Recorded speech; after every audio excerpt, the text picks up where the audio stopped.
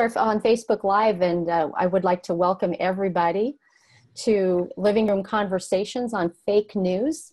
We're broadcasting this today via Facebook, and we're on both the Living Room Conversations Facebook page, and then we're going to be restreaming or sharing it over to the Coffee Party Network. And our hope there is that some of the Coffee Party local groups will get inspired to do some coffee talks, and this is a very good example of what one is.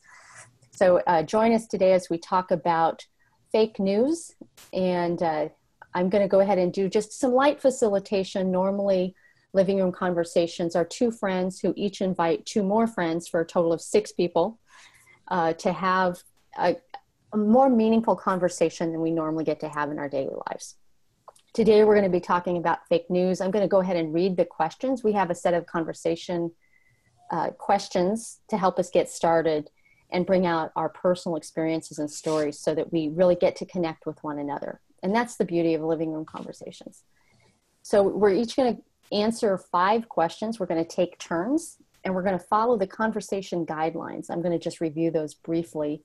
We're going to show respect and suspend judgment, look for common ground and appreciate differences, be authentic and welcome that from others, be purposeful and to the point. So no soapboxing here, guys.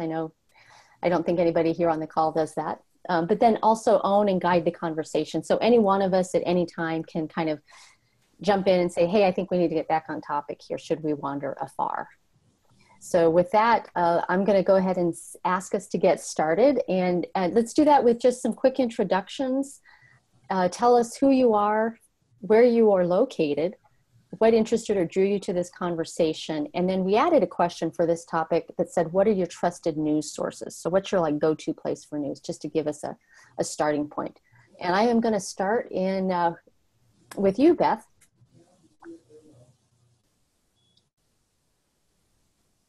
So Beth, can you hear us? Muted. Okay. Sorry. Yeah. So my name is Beth Rapps, and I'm in Berkeley Springs, West Virginia. And one of my trusted news sources is the Financial Times of London. That tends to be my go-to newspaper. And then a variety of progressive nonprofit emails, which I do not think of as objective, but are very important to me. And I might be forgetting one of your questions.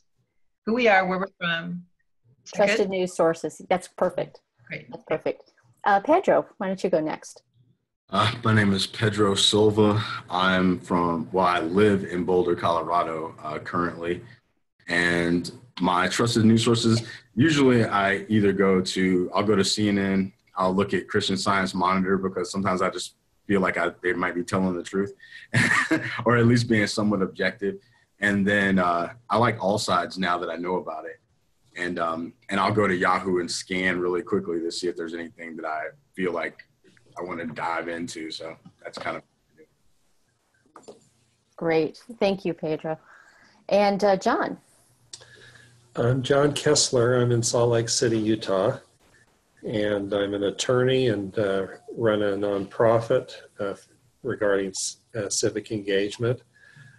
I'm pretty mainstream in terms of the news sources I look at: New York Times, Washington Post, Wall Street Journal, Politico. I tend not to get out into many other news sources. I do check All Sides now from time to time if I really want to check something deeply.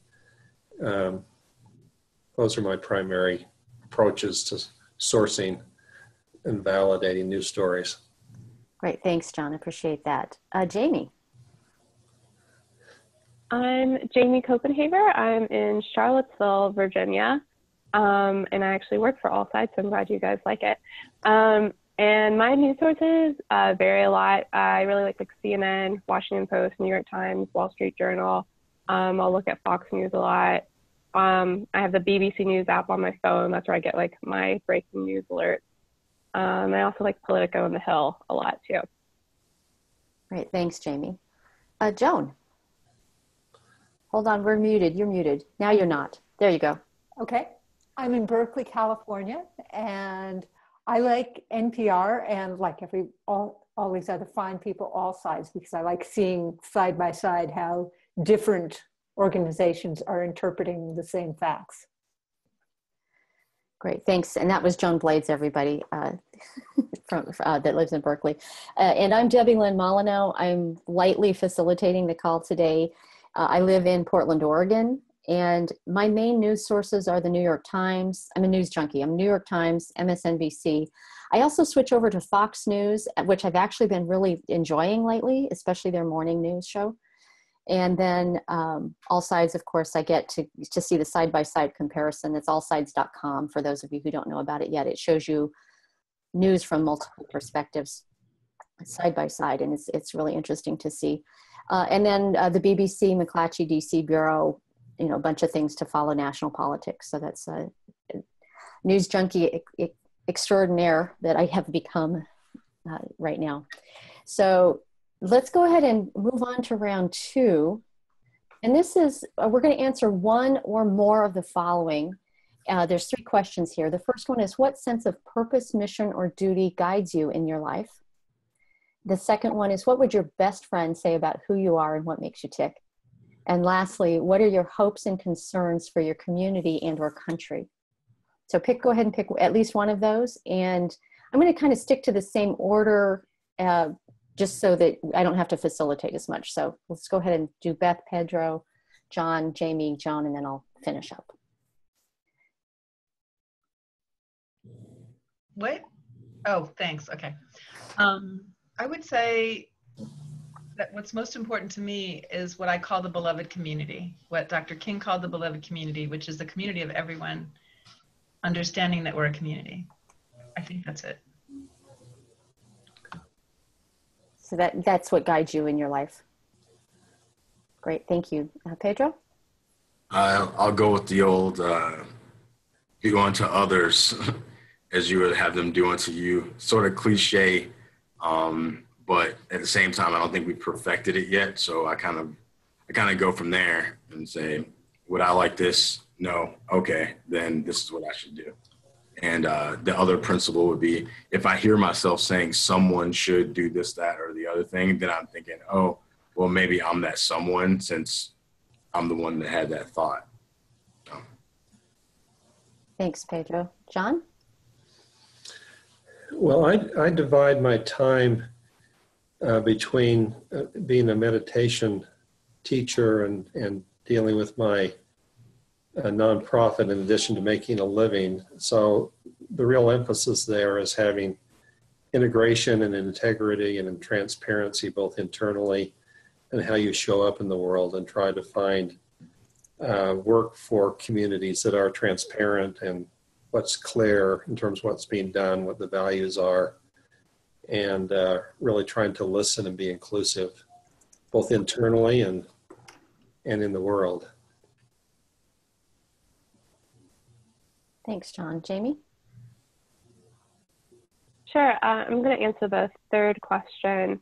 So I think my hopes for the country in general are to have more conversations like this, to open up more for civil dialogue and to sort of get out of our own personal filter bubbles, which is something I'm really interested in and want to improve. And so, yeah, just helping people learn to use the internet in a way that doesn't silo us into our own beliefs, but rather allows us to hear what other people think. Thanks, Jamie. Joan?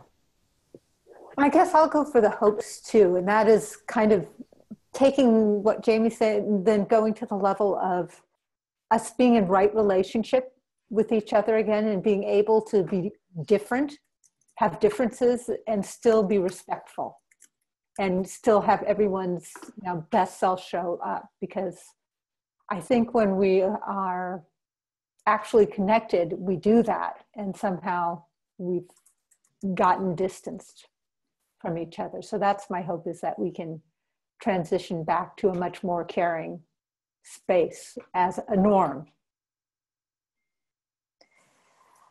Yeah, thanks, Joan. I think I'm going to go with the first question of the purpose, duty, or mission that guides me in life, because growing up with a very conservative mother and a very liberal father who were divorced and in separate households, I kind of learned this way of being where I could be with just about anybody and be comfortable, and I could talk the conservative language or I can talk the liberal language. And I ended up as an independent because, you know, heaven forbid I had to choose. But that kind of brought me to this work, to this both living room conversations and a kind of a larger civility movement work in trying to help people understand each other, have compassion and empathy. And it, you know, I related a little bit, Pedro, to what you were saying about the golden rule, or what I interpreted to be the golden rule in treating others as I want to be treated, and just kind of honoring that dignity of all people. Because I think we need so much more of that in the world than we have. And that really drives me to kind of spread that into all of my relationships and everyone that I meet. And that's what drives me in my life. Any do-overs on that question before we move on? Okay. I would just say that I really identify with that as well. I worked for decades on cultivating civility in the schools, and much of the work we've done has had to do with civility and compassion and being golden rule oriented. So that's a big deal for me too. Yeah. Yeah. Thanks, John. Well, unless I see anybody waving at me, I'm going to go ahead and start us on like the topic questions, and these is starting to get really juicy here. And we're going to talk here about fake news and social media. I'm going to read into this since we're recording the little intro paragraph that comes on the conversation guide about fake news. And it just says, news and an independent press are a crucial part of a healthy democracy. The electorate needs good information to make informed decisions. So what are the consequences of having fake news in our news mix? And what is fake news? Is it possible to identify fake news so that consumers recognize it as such?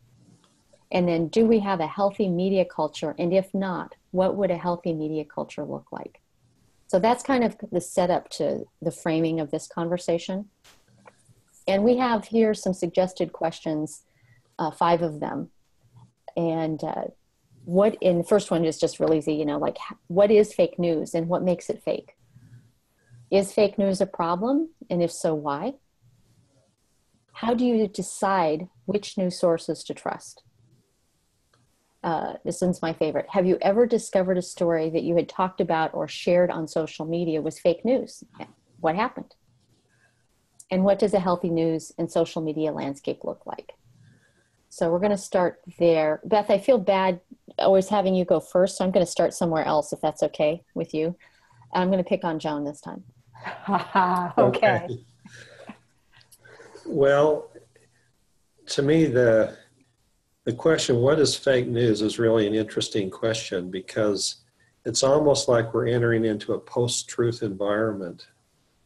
Also trying to acknowledge that there's a bias or a spin on any point of view. So at what point does it become fake?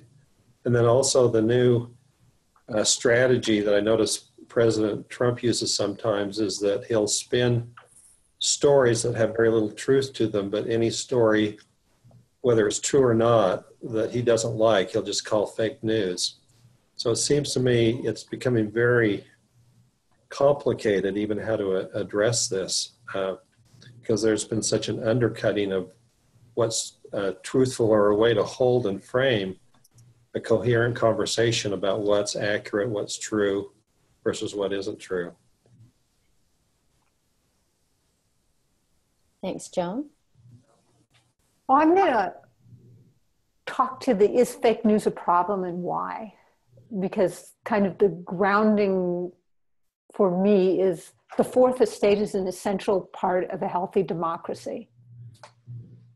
And so having a shared narrative, a shared reality is essential to being able to make good decisions together and to be in relationship with each other and talk about things. I've had living room conversations about topics and then discovered that there's another topic I can't even have because we don't share the same facts. So I'm concerned that if we don't find a way to have trust in the news that our capacity to participate in as citizens has been tremendously undermined. And I work on toxics among other things, and through creating misimpression and confusion, the chemical industry has been able to put toxics into our day-to-day environment in a way that's just unconscionable. So my concern about this is on lots of very practical and kind of big picture areas too. Thanks, Joan. Pedro. So I guess to me, I guess it's kind of relative, because at the core, at least from my perspective, I think people, they believe what they want to believe. And so whatever news is presented to them, it's hard to qualify it as fake, because it's almost like the news is in the eye of the beholder.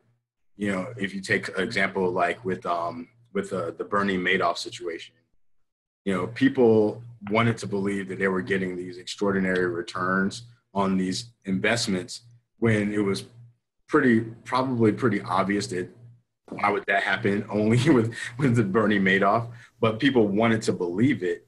And so they were attracted to this information that just corroborated their own mindset. So I think that the news, or what we call news, is just empty information, and there's a market for it. And if there were no market for it, it wouldn't even exist, fake or otherwise. And so they have fake news for fake people, for a lack of a better expression, because if people had the desire to have the beloved community, or to treat others the way they want to be treated, there would be no market for this stuff that we're calling now fake news. But even if you presented something that was true, people, if they don't want to believe it, they're not going to pay attention to it. I don't know if that makes sense, but what I'm trying to say is that fake people, to me, is the problem, not the fake news. Because once people become real, then they will have a hunger and a desire for information that's more accurate and more truthful. And then I think the news will then match that. We're given what we want, and from my perspective. So the question now is kind of like a little bit different for me, the way I look at it. Yeah, thanks, Pedro. I'm going to jump in on this one, and then I'll go to Jamie, and then Beth, I'll let you close up on the at least on this first round here. I kind of equate fake news with propaganda. And so when I say, what is fake news? To me, fake news is propaganda. It is done for the sake of manipulating people's emotions to gain a certain result, or have a certain amount of power transferred to someone else. And to me, what makes it fake is, number one, it's not truthful. It's not, it's not real. It's just made up. And second, that there's an emotional component to it that plays to people's, what they want to believe. And I think it's a problem mostly for people who lack self-awareness, because I feel like I have the ability to see that I am biased in my news. I much prefer news from NPR than I do from the Wall Street Journal, just as a for instance. Not that either one of them necessarily is fake news, but I don't want to see, but I will challenge myself if I see something that looks like too good to be true. I'll go look for an alternate source. I have things that people send to me all the time, and I'll just do a quick fact check on it before I do anything else. I haven't knowingly shared a story on social media that was fake news because I do the checking ahead of time, but I have often done some checking on a story that I wanted to be true and found it to not be truthful, and had to, do the little Snopes thing in my friend's feed or whatever. It says, hey, you might want to check this out. Just to kind of dedicate myself to being pro-truth in this current media environment. And I'll pause there, Jamie. Yeah, so I think you guys all made some really great points. So I think that, first of all, I think that fake news is a problem, but it's often hard to determine a difference between fake news and bias, or like fake news and just bad journalism. Because just as much as like we, the readers, want to believe whatever is being reported, if it's something we already believe, then I think that journalists are people too, and maybe they want to believe whatever they're reporting. And so I think there's a difference between purposeful fake news and just like some bad journalistic techniques, or just spinning things a certain way. And so I think there's some gray areas between fake news and just biased reporting. And also I was going to say, I agree with Pedro in that people really go for what they already believe. And that's just sort of a problem in that you want to read things you agree with. It's easier. It's calmer to you to read something that you already believe. And so I think that that's one of the problems with fake news, is that people don't get out of their like personal silos, and that creates a lot of hyperpartisanship that we're seeing now, especially with social media and the internet, when everything is so easily shareable. Yeah. Thanks, Jamie. Beth? Yeah, and I'm trying to decide my list of what to say has been winnowed down by what you've all said. And I think that's a good thing. I tend not to think of it as a huge problem.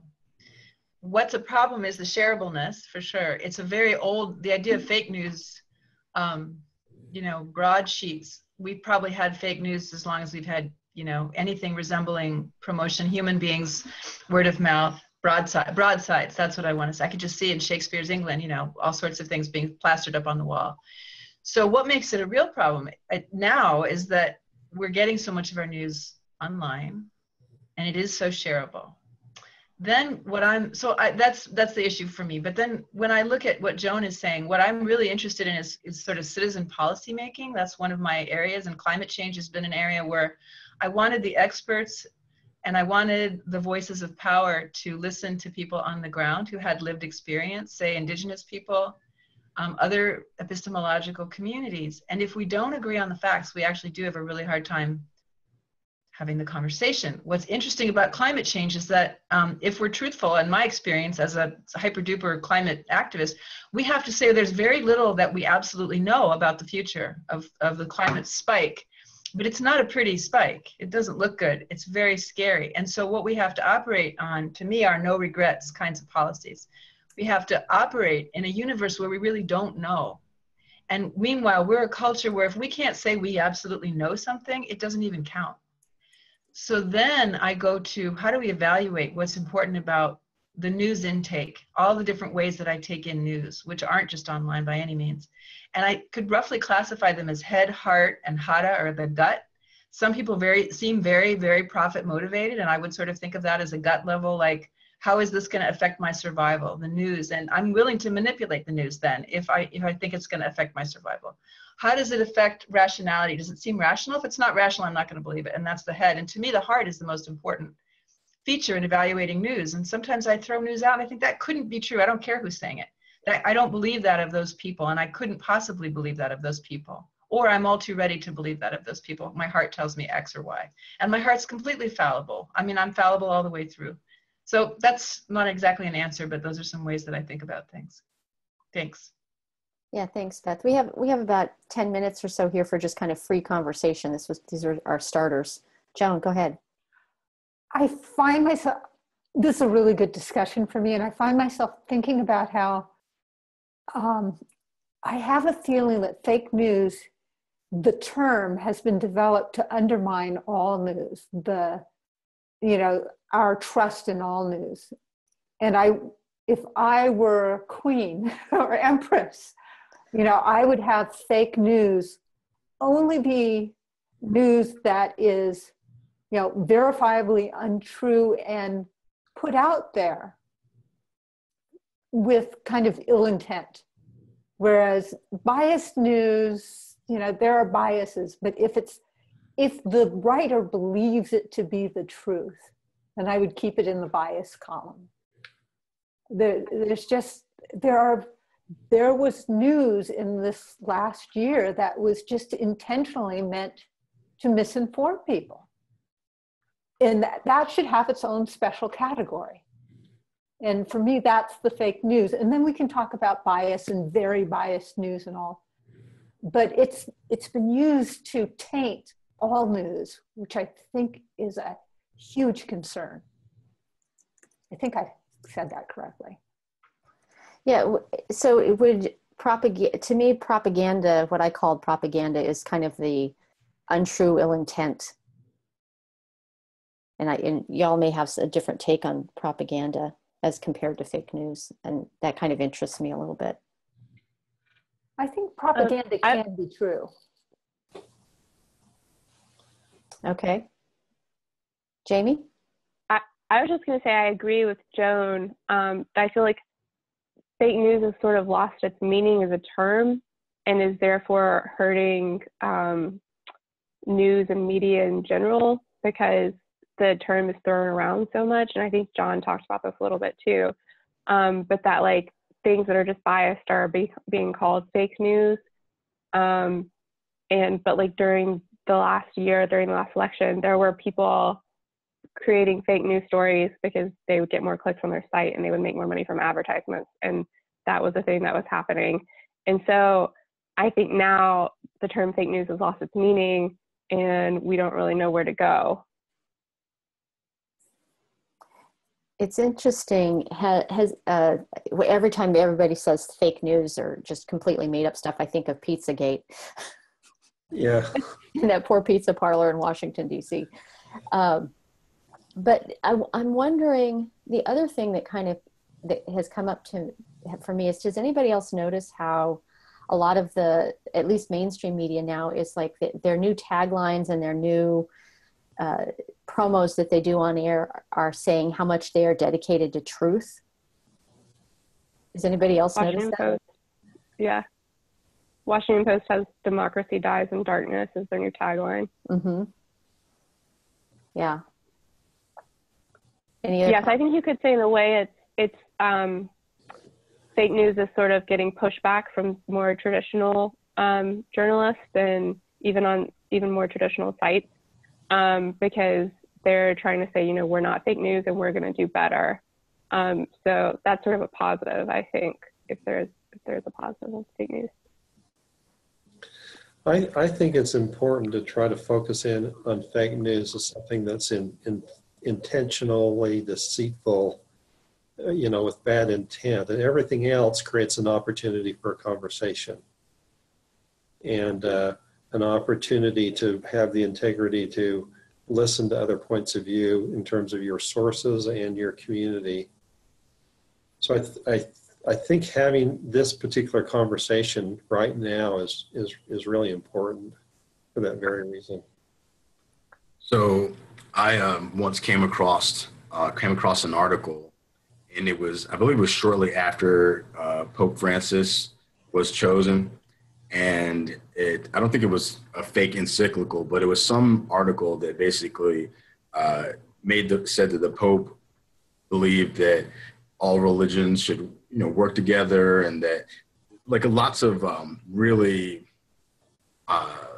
flowery language about how we all need to work together as a community, and the people need the environment. And some of the stuff is really things that the Pope said, but it like really went really, really far with it. And then they said that people were threatening the Pope's life for being so open about the positivity that's possible if we could just work together and all those things like that. And when I first read it, I was pretty excited, and I read it and I said, this is some really good news. I'm glad that this Pope is like this. And yeah, I could see how some people would want to silence him for being this open and different things like that. And then I thought to myself for a second, I was like, this is really awesome. Let me check Snopes. So I went to Snopes, and they said, oh, it's not real. But it was good news, but it was still fake news. And so we say that we have to think of negative intent with regard to fake news, but then someone can create fake news with positive intent, thinking, well, if I create this story about the Pope, people may open their hearts and say, let's all embrace one another and love one another. Let's heal the environment and all this other stuff, but it's still made up. And so, you know, when we talk about the intent of fake news, again, from my perspective, it comes on the heart of the person, because then, like, I preached about it later. But I also thought about how I really wanted to believe that that the Pope said all of these things. And so I had to take responsibility for that belief within myself, that encouragement that I felt. And it gave me a little bit of courage to say some things that I wanted to say, but wasn't sure if I should say it, but it was from fake news, you know? So but again, from my perspective, again, I say that it really comes down to the person and their interpretation, because someone can see an article that could say something horrible, and someone can, in their heart, can say, you know what, I want the world to be a better place.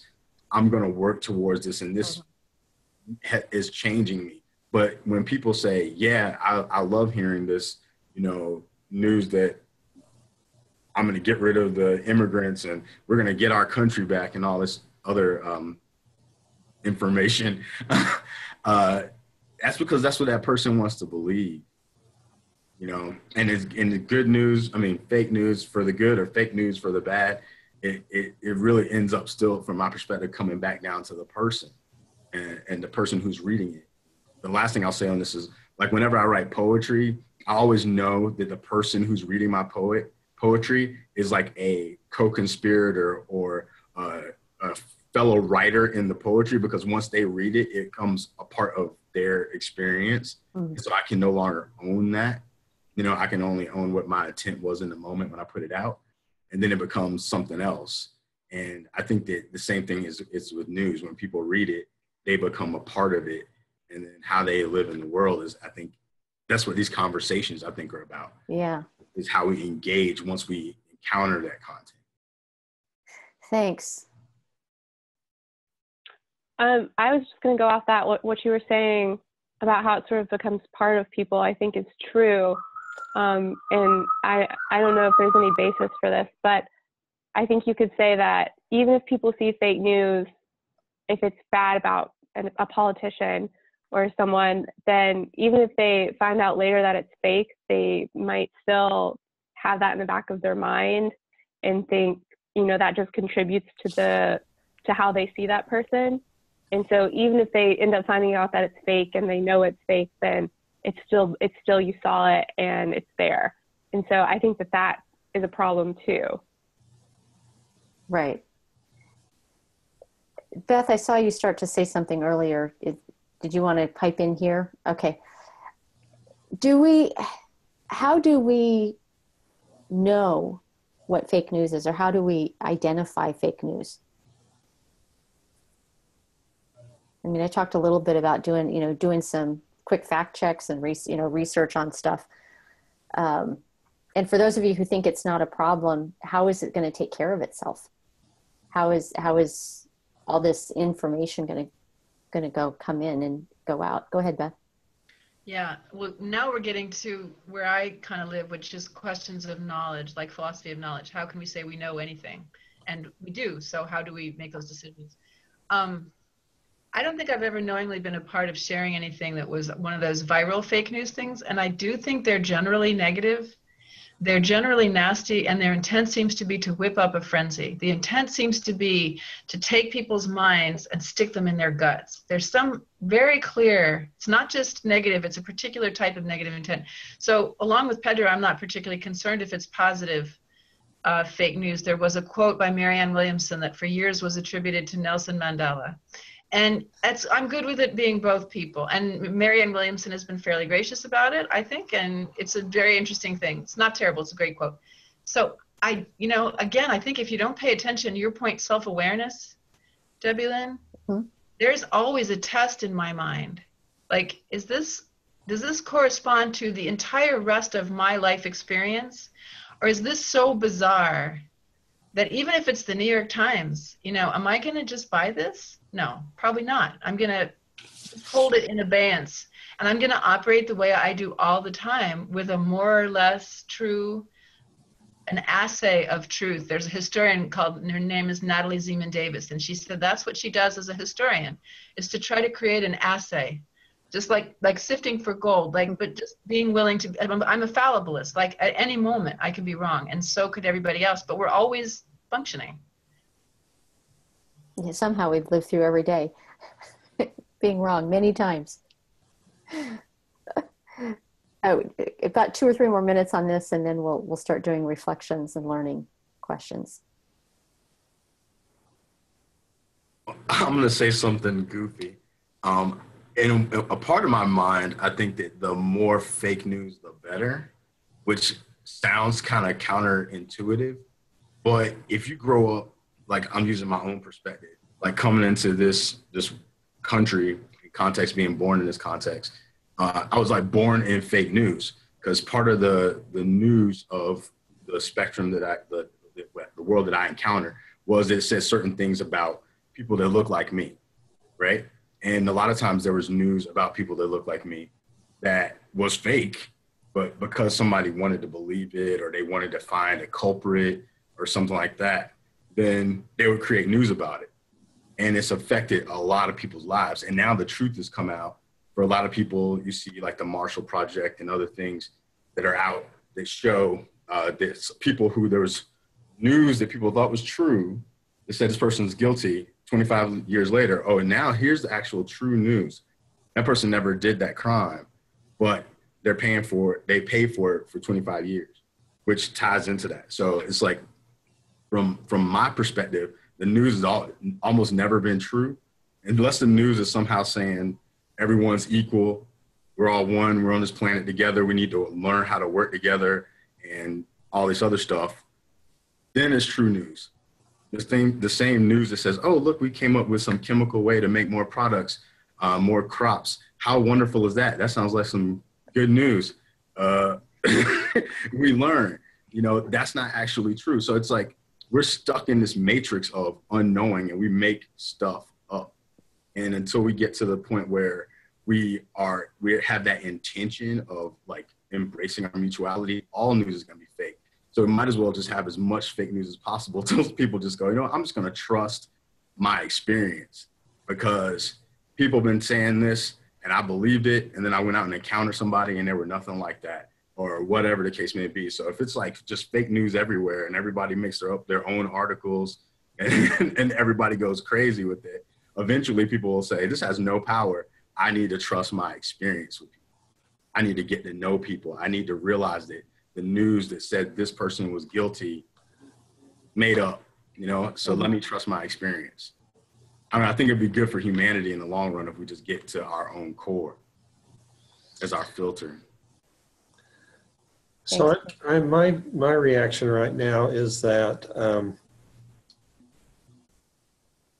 you might get lost in an endless discussion about what fake news is and what the definition of it is, but it seems to me the integrity of a democratic society is you are in a common search for what the facts are, and then recognize you're bringing your own interpretation to it. And I think unless we have some kind of way to vet what's really happened and be more sensitive that we bring our biases, but nevertheless that there is some truthfulness that you can connect to that related to facts or what's happened. And unless that's a common cause, I think you're losing the capacity to be a flourishing democratic society.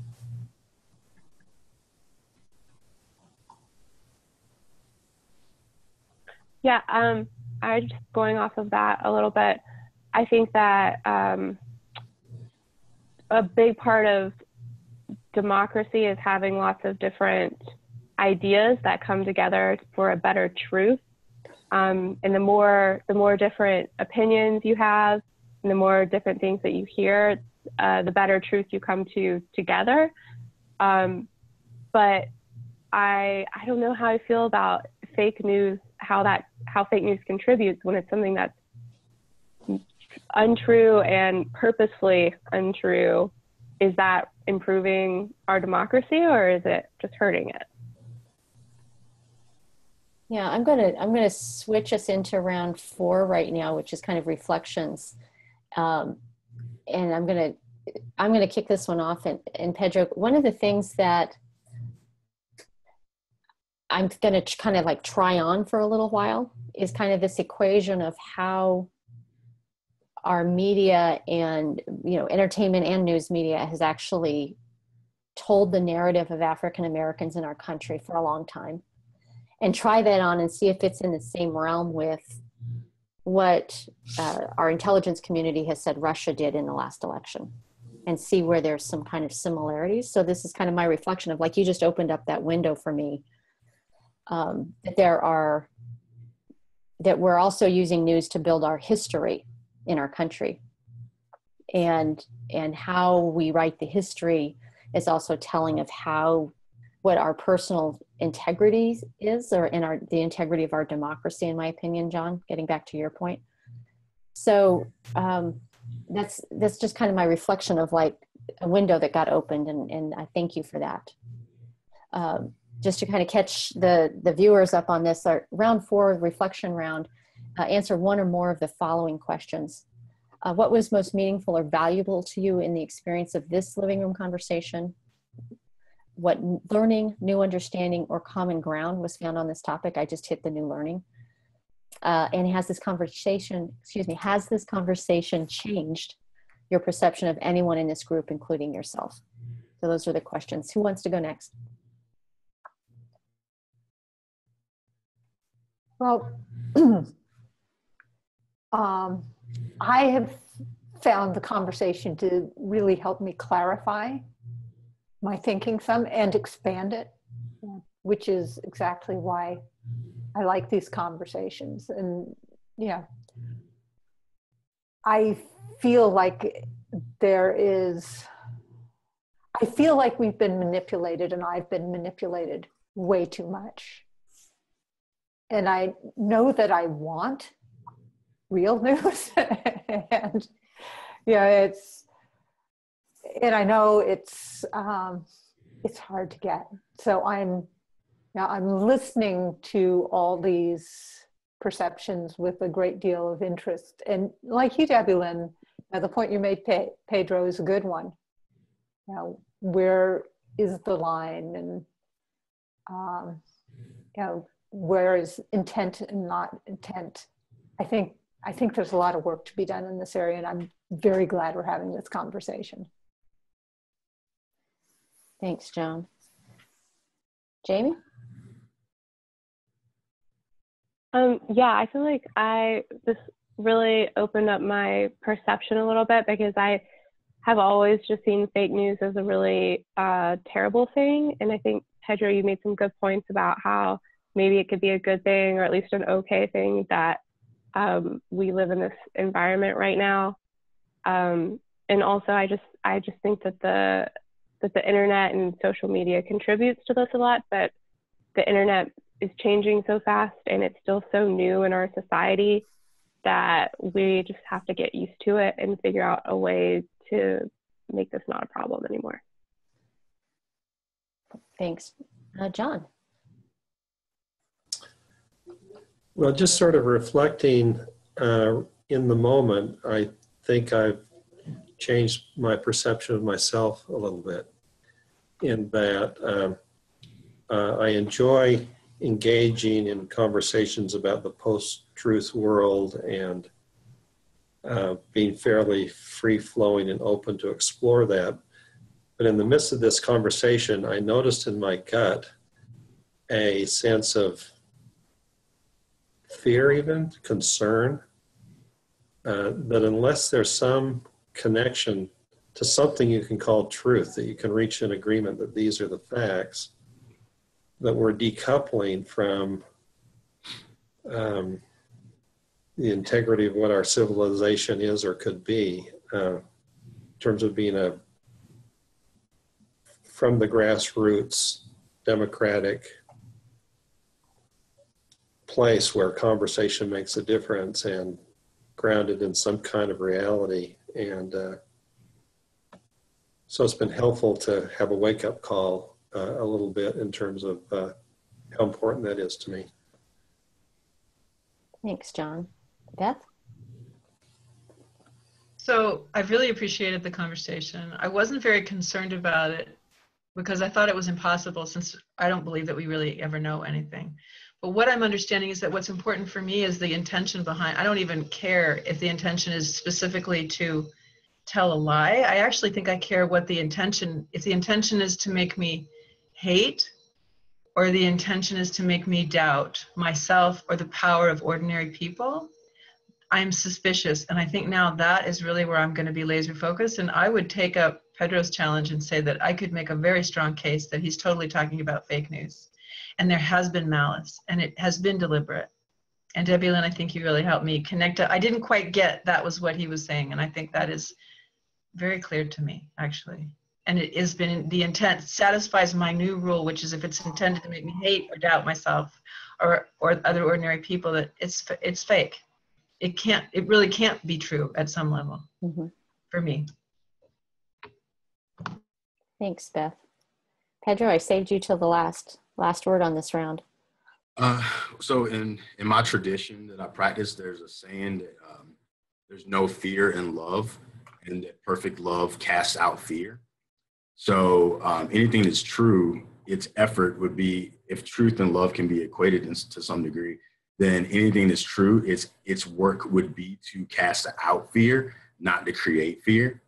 And so in that, I feel that then anything that works to cast out fear is ultimately speaking to a deeper truth than maybe we can point to. And that I don't equate truth and fact as the same thing, just to say that. But I do think that the ideal that John talks about, I think it's a worthy ideal for us to aspire to. And that's why I participate in society. At the same time, I do not think that we ever lived in that context since the birth of this nation. I think we've always aspired to it. Some people created an illusion of it and kept other people out, but until it includes everyone, it's always going to be fake, and it's never going to live into its ideal. And I don't think that we live in a democratic society, or that we've ever lived in a democratic society, but that we aspire to live in a democratic society. We have the systems in place to have a democratic society, but we haven't learned how to utilize that system, just like we haven't learned to fully utilize the internet in its best and highest capacity. But it's still good to hold that ideal. And so we have to just continue to just live into it. And we don't actually know how to get there, or we've already done it, but we can just keep trying and making efforts and just keep going toward that.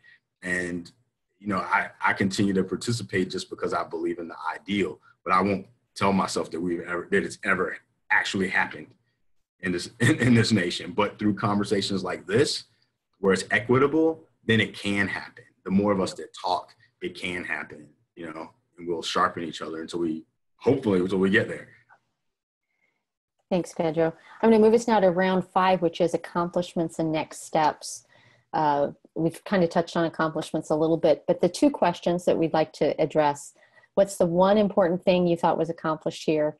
And is there a next step you would like to take based upon this conversation? So if we can get a volunteer to just go ahead and start us off and answer both of those questions. And we have 5 minutes left. Okay, I can do it. I think we really hurt each other, which is significant. It's hard to do. And I'm sure there's more that may still come through, but it felt like communication actually happened. And for me, a next step is, I think I might want to write about this. Because it's helped me think about this in a broader and deeper way. And I appreciate that. So thank you to everyone on the call. Thanks, Joan. Jamie? I agree with Joan. I think at least for me personally, my mind's been opened a lot. I've never heard some of these arguments or thought about fake news in sort of this higher level that I think we've discussed it on. So that was really interesting to me. And I think the next step, I'll probably just do some more reading on this topic. It's something I'm already interested in. So I think that'll be next for me. Thanks, Jamie. Pedro? Yeah, just like I kind of with the poetry and saying that like when a person encounters a poem, they're like a co-conspirator and a co-writer and they're a part of it. I think it's the same things with the conversation. If you're in the conversation, you're present with the conversation, and the people with whom you converse, now they become a part of you. So like this conversation is now a part of me. My experience is expanded to the degree that all of you have been sharing yourself with me. So now the only step that I can take is to go out into the world with all of you. You know, you're a part of my being now to the degree that we've shared ourselves in this conversation. And so my next step is to go out there and have little Jamie, little Joan, little Beth, little Debbie Lynn, and little John, like there with me as I encounter the world. Yeah, right there. With those little angels on your shoulder. Right. You know, as I encounter the world, you know, because now it's bigger than me. The conversation of fake news is bigger than my singular thoughts about it. It's more true because you're a part of it, from my perspective. Thanks, Pedro. I'm going to go next, and then Beth, and then John, I'm going to give you the last word. I think the most important thing that was accomplished here for me today was kind of two things. One was kind of understanding that some people just aren't worried about fake news, that they trust humanity to kind of take care of itself. And secondly, the kind of the concept of, yes, but we also need a shared understanding of the world or a shared story to live into, to aspire to be our best. And fake news gets in the way of that, gets in the way of the shared story, by believing what we want to believe instead of the facts of what happened. Next step for me, based on this conversation, I'm with Joan. I think I want to write about this a little bit and talk about it in a larger context, and get back to being pro-truth, if you will, or pro-fact, and maybe start a hashtag campaign. I don't know. We'll go there. Beth, and then John. So I'm not so worried. I mean, I believe in the truth, but I know that I have a different truth than a lot of other people do. Mm-hmm. And I'm not worried about facts, although I really appreciated hearing John, for example, just really stand up for the truth and facts. And I love hearing Pedro say they're not the same thing. It's really great. So that in that way, I am having the whole chorus with me. I think what I'm going to do differently now is challenge the email newsletters that I mentioned that I get from my progressive organizations. I think I've got a new rule. To me, clarity is actually the really important thing. Clarity is kind of what I try to live by. And I'm really clear that if something doesn't satisfy those two conditions that we talked about earlier, that it's clearly wrong. Whatever it is, it's not okay and doesn't work for me. So I think I'm going to challenge my progressive organizations actually to stop trying to get me to hate, which they also do. And I say that as a deep progressive, very, very much. And it really has bugged me, but I didn't have quite as good a grounding about how not okay it was and what I wanted to do about it. My sense is that, you know, individually and collectively, we've all grown a little bit. I mean, this has been an enriching moment. And I think I need to go back to my inner self and find the sense of what that truth that Pedro was talking about, and be more authentic about how I hold that and that reality, so that I can be better prepared for the next conversation, and more expanded internally to hold the expanse of being in community. Great, thanks, John. I want to thank everybody for watching us on Facebook Live. And Beth, I know you have to go, and Pedro, you guys both had hard stops at the top of the hour. So I just want to say, if you want to find any of these topics, check out the topics link on our website, and there's on livingroomconversations.org, and there's 60 different topics to choose from, and you can have your very own living room conversation. Thanks, everybody. Thank you. Bye-bye. Bye. Bye.